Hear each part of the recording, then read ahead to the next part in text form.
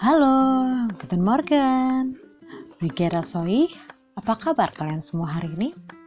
So, wieder willkommen in Deutsche Klasse. Selamat datang kembali ke kelas bahasa Jerman. Nah, hari ini kita akan belajar sedikit tentang bahasa Jerman, tentang bagaimana sih perkenalannya dalam bahasa Jerman. Buat kamu semua yang masih baru, saya yakin ada beberapa dari kamu yang mungkin memang sudah mengenal kata-kata dalam bahasa Jerman, tapi mungkin ada beberapa yang sama sekali belum mengenal kata-kata dalam bahasa Jerman. So yes, wollen wir zusammen über Deutsch lernen. Hari ini kita akan bersama-sama belajar tentang bahasa Jerman. Ya, das ist die PPT von Deutsch ist einfach. Hari ini kita akan belajar dari kennenlernen atau perkenalan. Ya, ini dia. Nah, sebelum kita belajar sebuah bahasa, yang pastinya kita akan belajar tentang dasar-dasarnya. Apa-apa aja sih yang biasanya kita pelajari untuk dasar-dasar dalam mempelajari sebuah bahasa. Yang pastinya pertama dalam mempelajari sebuah bahasa adalah abjadnya. Nah, abjad dalam bahasa Jerman disebut juga dengan alfabet. Lalu ada sapaannya atau dalam bahasa Jerman disebut dengan Begrüßung dan sich vorstellen atau sich vorstellen itu artinya adalah memperkenalkan diri. Selanjutnya, what is that? Apa sih itu semua? Nah, di sini akan dibahas kompetensi intinya, kompetensi dasarnya. Kamu bisa lihat sendiri kompetensi inti dan kompetensi dasarnya dari bab yang akan kita bahas hari ini. Silahkan kamu baca tentang bagaimana sih cara menyapa, berpamitan, mengucapkan terima kasih, serta meminta maaf ataupun meminta izin dalam bahasa Jerman. Selain itu juga ada tujuan. Apa sih yang menjadi tujuan kita untuk mempelajari materi ini hari ini? Yaitu untuk memahami bagaimana memperkenalkan diri dan bagaimana meresponnya, serta untuk melafalkan kata-kata bahasa Jerman dengan baik dan menyusun teks serta dialog tentang perkenalan yang benar untuk kamu.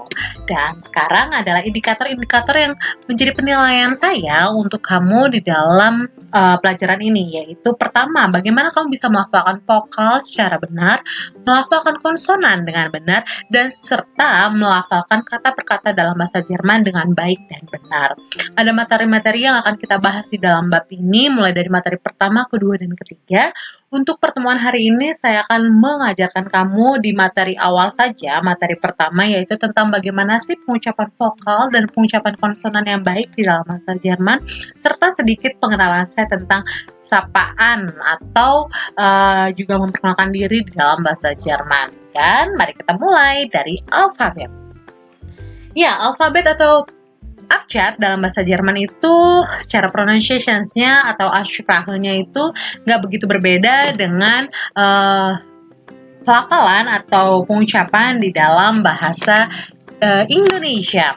Kalau misalnya di dalam bahasa Indonesia A, B, C, D, F, G, H, I, J, K, L, M, N, O, P, Q, dalam bahasa Jerman juga sedikit sama, cuman ada beberapa kata atau beberapa huruf di dalam bahasa Jerman yang memiliki pelafalan dengan ucapan yang sedikit berbeda. Contohnya nih ya, mari kita mulai dari huruf A. A di dalam bahasa Jerman dibaca dengan A, B, C, D, E, F, G, H, I, Y.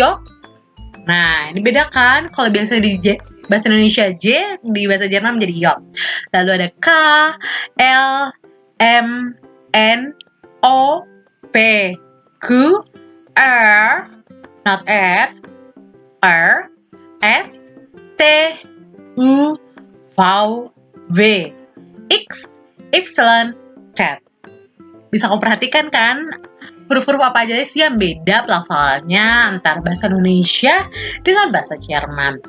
Ada J yang kalau di dalam bahasa Jerman dibaca Y, ada X atau X dalam bahasa Jerman, ada V atau V di bahasa Indonesia, ada W atau W, ada Y atau Y, dan Z atau Z. Nah, selain abjad-abjad ini yang biasa kita lihat sehari-hari, dari abjad pertama sampai 26, abjad ini ada abjad-abjad khususnya yang diperkenalkan di dalam bahasa Jerman. Apa aja sih? Ini saya punya runtutannya, tapi nanti untuk lebih lengkapnya saya akan kasih kamu di dalam slide-slide selanjutnya, oke? Contohnya nih, apa sih?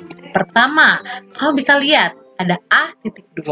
A.2 di dalam bahasa Jerman itu boleh dibilang sebagai umlaut. Titik 2 yang selalu ada di setiap vokal, beberapa vokal di dalam bahasa Jerman itu dikatakan dengan umlaut. Jadi A.2 bisa disamakan dengan pelafalannya AE atau mirip kayak bahasa Inggrisnya E gitu kan. Jadi contohnya nih ada kata presiden. Kita nggak membacanya menjadi presiden, tetapi membacanya menjadi presiden. So, wir lesen als presiden. Yang artinya juga presiden, gitu. Contoh lainnya nih, ada U. U seperti biasa bacanya U. Tapi kalau U ada umlaut titik 2 di atasnya, berarti dibacanya U. Ada E di belakangnya.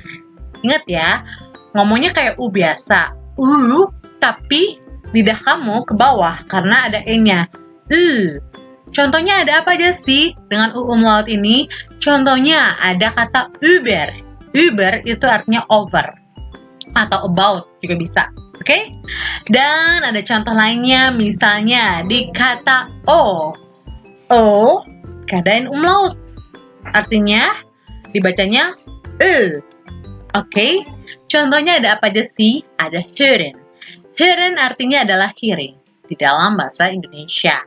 Oke, dan ada beberapa contohnya lainnya vokal yang disatu-satukan atau digabung-gabungkan. Nah, itu kita kenal dengan nama diphthong di dalam bahasa Jerman.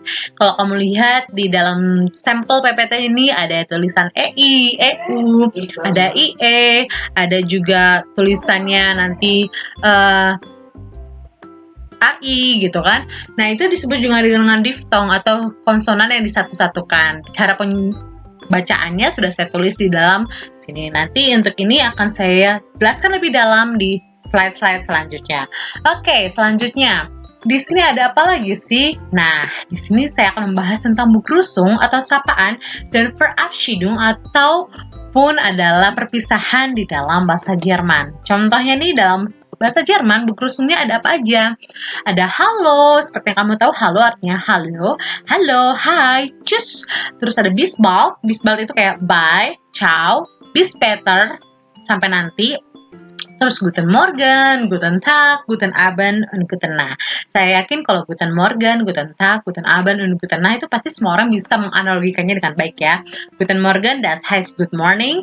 Guten Tag, das heißt good day or good afternoon. Guten Abend, good evening, und Guten Nacht atau good night.